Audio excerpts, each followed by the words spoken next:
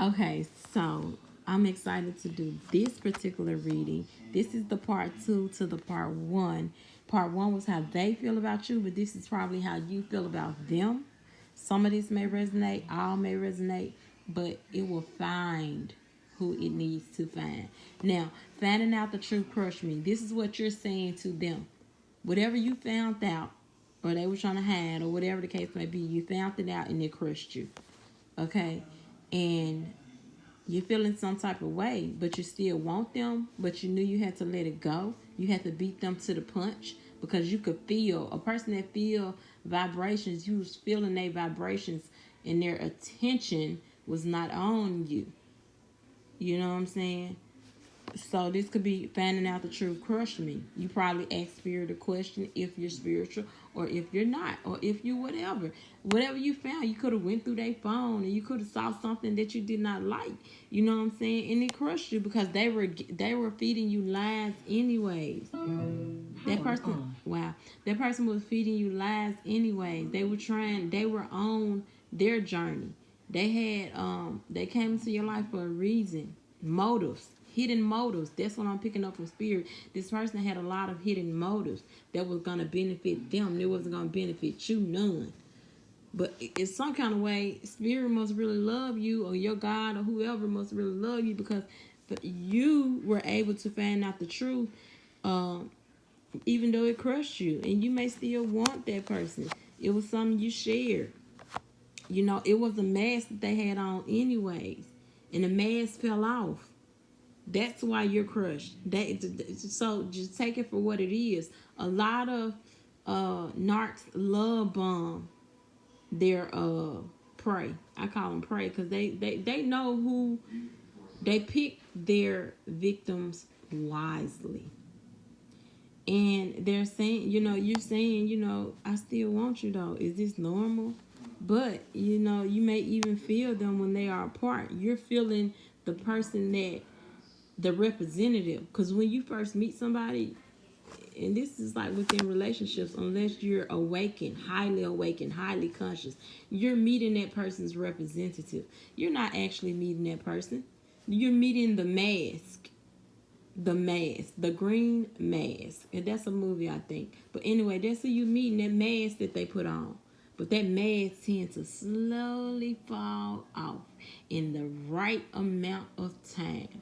Because Spirit, if you're like a highly conscious, awakened person, Spirit is going to show you them red flags, baby. And you can't ignore that.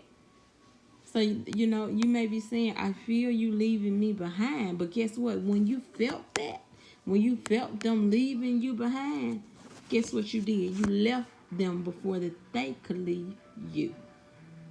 That's how it goes. You let that shit go. You saw it for what it was. You wasn't even going to try to,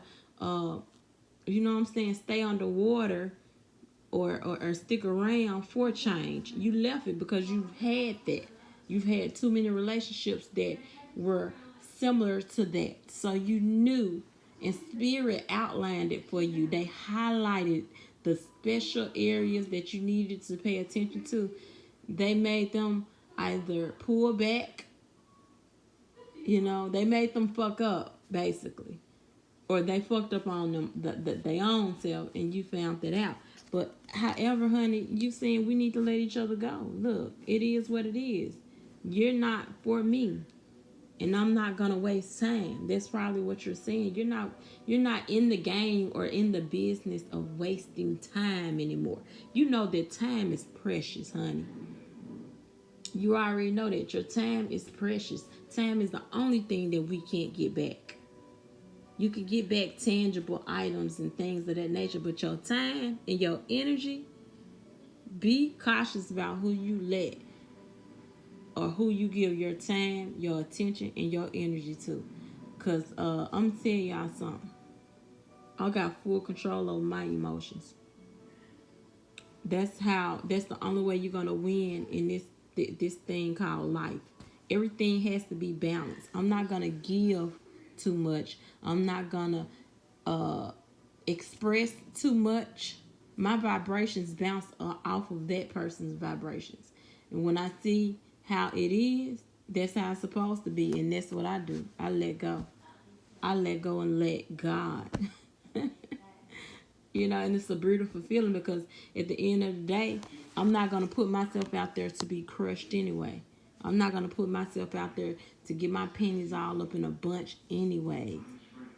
I'm telling y'all should try it. Start meditating. Start clearing these negative vibes out or whatever. And start having full control over your emotions. So people won't hurt you. You will not get my heart unless you deserve it, unless you have earned my heart. You won't get that. Certain things and certain rewards, I call them perks. Certain perks you won't get from me if you don't even deserve it. That's how y'all should be. Like, don't show a person your greatest.